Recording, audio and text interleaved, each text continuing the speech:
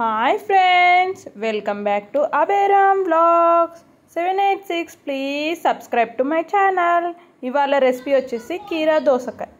కీరాని మనం ఇలా తొక్కులా చేస్తున్నాను. కీరాని ఎప్పుడు ఎండాకాలంలో తినేవాళ్ళం కదా, ఇప్పుడు దీంతో తొక్కు ట్రై చేశాను వెరైటీగా. కీరా ఇలా పీసెస్లా కట్ చేశాను. ముందుగా అయితే నువ్వులు, జీలకర్ర, ధనియాలు, ఎండుమిర్చి అయితే ఇలా వేయించుకున్నాను కాస్తంత ఆయిల్ పోసి.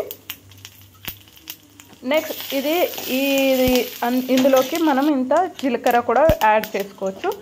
ఇదైతే మనం పక్కన ఉంచాలి. నెక్స్ట్ పెనంలో ఆయిల్ పోసి కీరా కట్ చేసుకున్నాం కదా, అదైతే వేసి వేయించుకున్నాను. అందులోకి కాస్తంత టమాటో కూడా యాడ్ చేశాను. పైకి తగినంత సాల్ట్ కూడా పైనుండి యాడ్ చేశాను.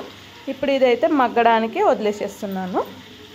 ఒక 5 to 10 minutes అలా వదిలేసేస్తున్నాను. ఎందుకంటే ఇందులో వాటర్ కంటెంట్ ఎక్కువగా ఉంటుంది కాబట్టి అది కాస్త వెళ్ళిపోయేంత వరకు అయితే మనం మూత పెట్టేసుకోవాలి.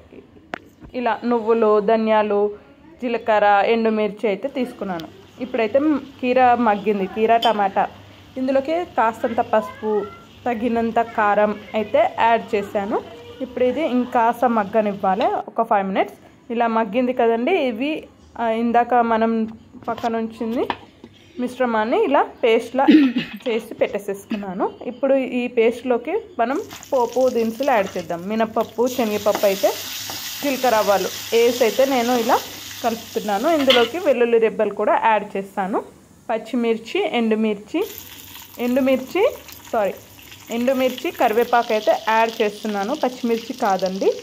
సో ఇలా వేగాక ఇది మనం ఆ మిశ్రమం తొక్కులోకి కలిపేసుకుందాం. Thanks for watching. Please like, share, subscribe and comment. Take care. Bye.